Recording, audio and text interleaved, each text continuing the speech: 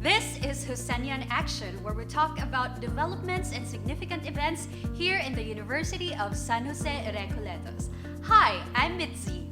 Welcome to the launching of the 100-day countdown leading to the celebration of 400-year Recoletos missionary presence in Cebu.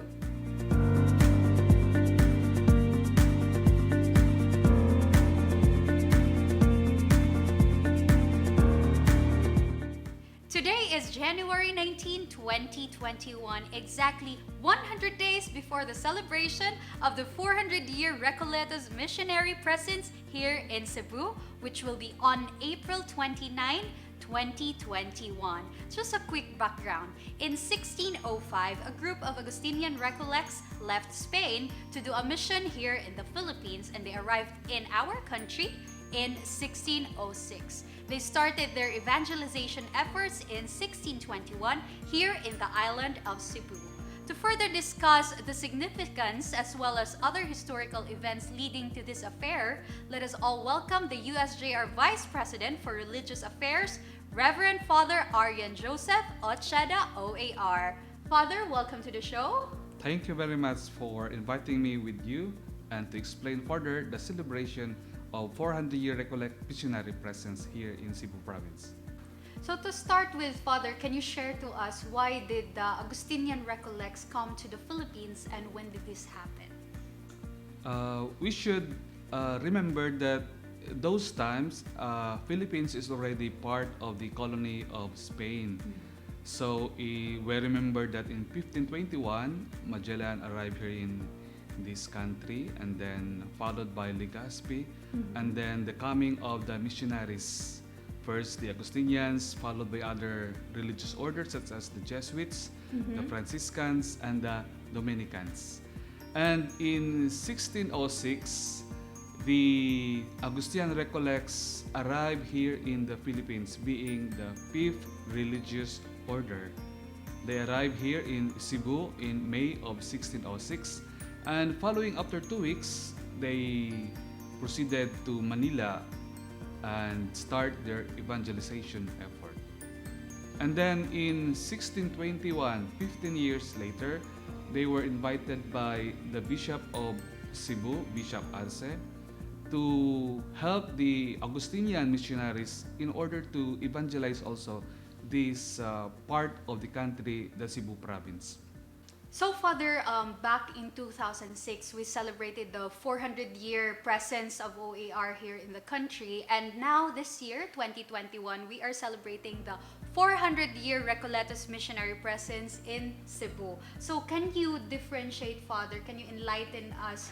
Unsay kanang kalahian aniyang duha? Kaning year 2006, we celebrated the 400 years of the arrival and the presence of the Augustinian Recollects here in the Philippines as a whole. But in this year, 2021, we celebrate the 400 years of evangelization and presence of the Augustinian Recollect here in the province of Cebu. So I think, Father, before coming to Cebu, the OAR also had different missions in other places. Father, can you cite some? Yes, the first missionary area of the Recollects kanang the province of Zambales. Mao ni siyang ilang first na missionary area, being the fifth religious order nga ni-arrive diri sa Philippines. Gihatag sa ilaha ang territory nga murag gawas na outside sa city of Manila o layo na sa city of Manila. So the outskirts. Yeah, outskirt. O daghan pagyud nga mga missionary areas nga gibisita sa mga Recoletos. And in 15 years after that, they were requested by the Bishop of Cebu to help the Augustinian missionaries to propagate and to evangelize here the Christian religion here in the province of Cebu. It's really true, Father. No, there are a lot of communities where OAR presence has been really significant. Kay naagit sila yung mga gipangbilin nga mga mission and of course mga initiatives nga up to this day nagpadayon, and one of that is mauni siya nga community nga naa karon sa Cebu, and that is something that we're gonna celebrate on April 29, 2021. And speaking of 400 years presence in Cebu, ang OAR diri gyud sila nag-start sa kung asa natukod kani nga USJ-R karon. So kung back in 1621 and until up to this day, amazing kaayo nga na-sustain yun sa mga OAR nga naagyud gihapon din his sa site. So can you tell us about this area, Father, and unsay mga significant siguro nga mga highlights? Yes, after the arrival of the first Augustinian Recollects here in Cebu, they were given this portion of land. Kung makita nato, let us go back 400 years ago. The city of Cebu is actually kung asa ang fort siguro, no? Fort San Pedro. And then the outskirt diha sa gawas ang Basilica Minore of Santo Niño. And around here siguro is masulti nato Paris area or sa gawas na siya sa city. So they were given this place, what we call as karon the present day ermita. But I believe that the ermita, kanang barangay ermita o gitawag nato area nga ermita, came from the word nga gitawag sa una nga ermita or hermitage in English, nga kung atong balikan sad ang original Spanish, it refers to the small chapel. Okay, because the English word chapel is also a small church, di ba? O gigamit ni siya ang the word ermita to associate or to name that small community nga gibutang diri sa gawas sa Cebu City or magawas masulti nato nga outside of the fort of San Pedro. So the ermita area mao na siya gitawag nga lugar outside sa San Pedro, Fort San Pedro. And that is the place where the Augustinian Recollect started. Yes, and they built the first church, the ermita, the hermitage, kitulsulti nilang hermitage. It is dedicated to the Blessed Virgin Mary, the Immaculate Conception. And that is also one of the inspiration nga nung natukod tong church na unfortunately we cannot see today, which is called, what was the name of that church again? Naka-recall pa ka? The ermita, the Immaculate Conception. And now that is the spot wherein the new church na Present natukod. Mount Carmel. That is the present Mount Carmel Parish. So just across the current Freedom Park, that's where you see the parish. And before, diha nakatukod ang ato ang first yun nga church diri unta by the Augustinian Recollects. So Father, looking back 400 years ago and now, I think there has been so many changes that the community has kanang undergone. And that includes siguro sa mga purposes and directions sa community. So I think, Father, what do you think is the significance of this celebration? First, the significance of this celebration is a milestone for us. Because kung atong tan-aw, no, 400 years dili ba nilalim nga tuig, no? Taas kayo ni nga tuig. It is a celebration of God's inspiration, God's sustenance para sa atong mga Recollect missionaries nga magpadayon sa ilang pagserbisyo o pag-spread sa maayong balita sa atong tanan, labi na diri sa Cebu province. O kung makita nato ang sitwasyon, first the Recollects celebrated or evangelized through the pulpit of the parishes. But now we focus now to the drive of propagating the faith through the classrooms. So before, naa kami sa mga parokya, sa karon na kami karon sa eskwelahan. But we are still present here for 400 years na mapakilala gihapon o mapadayong gihapon ang pagbantala sa atong Ginoong Jesucristo. And of course, that says goes to say, Father, that 400 years and counting. It doesn't mean after 400 years we're pulling out, but after 400 years, mas ma-intensified pa nga to ang mga efforts. Of course, sa pag-propagate sa ato ang faith dinhi sa ato ang probinsya sa Cebu. So, to continue, no, in every celebration, there is always that symbol or an image to commemorate the certain milestone. So, ladies and gentlemen, we'd like to present to you the official logo for the 400-year Recoletos Missionary presence in Cebu.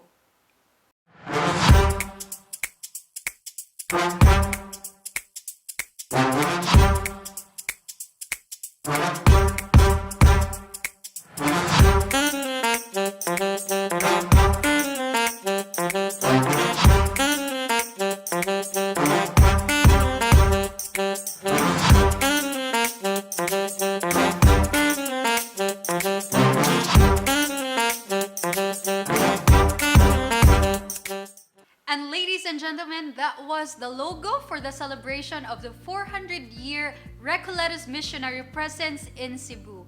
You can also use our official hashtag so that you can also interact with us using that one.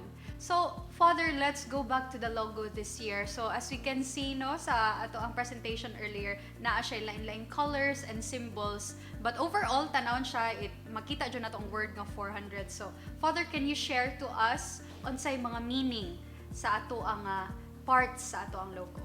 Okay, thank you very much. And first is we can see the number 4. First, makita ninyo mo diha ang the island of Cebu. So the celebration focuses on the island of Cebu. Nasulti na ko ganiha nga daghang mga areas and territories nga gi-evangelize sa Augustinian Recollects. But this celebration is actually the 400-year Recollect missionary presence here in Cebu province. And first, karon sa 2021, we celebrate the 500 years of the arrival of Christianity here in the Philippines. So makita nato Cebu province niabot ang Santo Niño og sa kini nga island nag-start ang pag-spread sa laylahing pang lugar. So first is the Cebu province, the Cebu map. Second is another part of number 4 is the bamboo cross. It signifies the Augustinian Recollect expansion and missions, building churches and building educational apostolates such as the USJ-R. Mo ni siya ang gisymbolize by the bamboo. Third is the flaming heart. The flaming heart symbolizes the hearts of the Augustinian Recollects, ablaze with the love for God and for His people. Next is the first zero, the circle of continuing presence. Kung makita nato ang logo, the second zero, makita nimo in the color blue. With that is the head of the Blessed Virgin Mary and with the symbol of the moon. It is associated with the Blessed Virgin Mary, and also in Revelation chapter 12 verse 1, the verse that is associated or reference to the Blessed Virgin Mary, a woman with the moon under her feet. So adunay symbol of the Blessed Virgin Mary, which is also the symbol of the lady, a woman with the moon, ang Immaculada Conception, which is the title which was given to the first church or the first community dinhi sa Ermita, dinhi sa Cebu province.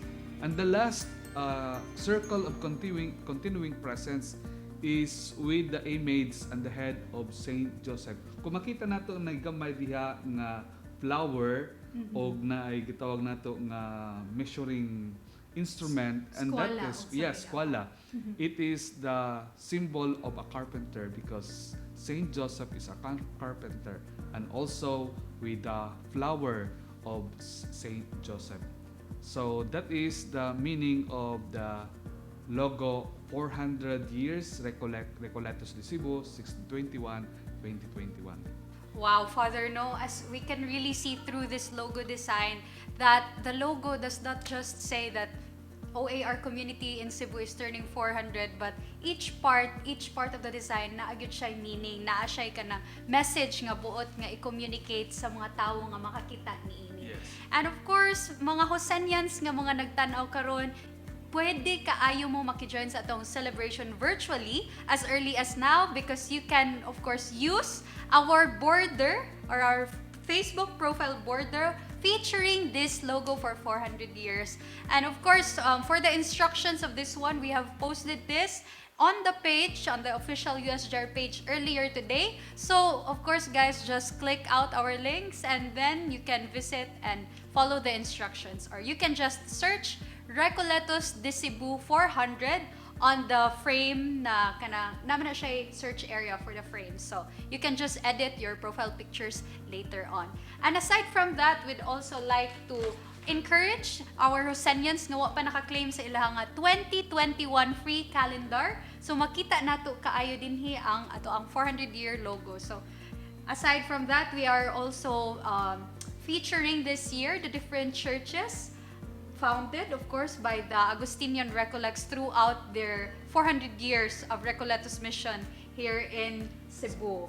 So here we have 12 churches overall, and at the back, of course, at the back page, we have here an explanation of the logo as earlier said by Father Ocheda. So I hope that the Hosenians are not just participating virtually by just joining the bandwagon, mag-ilis profile picture, but it's also very nice if we understand what we are celebrating this year. And of course, we'd like to thank, of course, Reverend Father Ocheda for joining us and sharing to us the significance of this historical event this year. Thank you so much, Father. Yes, thank you very much, Bitsy. So, Father, any parting message to our Hosenians who are watching right now and who are looking forward to for the celebration of the 400-year Recoletos Missionary presence in Cebu? So today is just the launching of the logo and the launching of the celebration 100 days before the actual celebration. O atong bantayan ang daghan pagayod ng mga activities within this year. So let us look forward this coming April 29, 2021 for the opening of the celebration, the 1-year celebration of the 400-year Recoletos Missionary presence here in Cebu Province. Thank you so much, Father Ocheda. And of course, thank you so much, Hosenians, for joining us today for this launching 100 days before the actual celebration of the 400-year Recoletos Missionary presence here in Cebu, which will be on April 29, 2021. Hopefully, guys, that you'll stay tuned to our page, and of course, we'll be showing you guys some updates and trivias as well on a daily basis. So starting today, we'll be having our 100-day countdown, and each day we'll be sharing to you a little trivia so that you will also be informed about the significance and about the historical events here in the USJ-R community, and as well as the developments or mga historical na tidbits of information about the OAR presence here in Cebu. So once again, thank you so much for joining us today. This has been Mitzi together with Father Q. Daghang salamat. Adelante.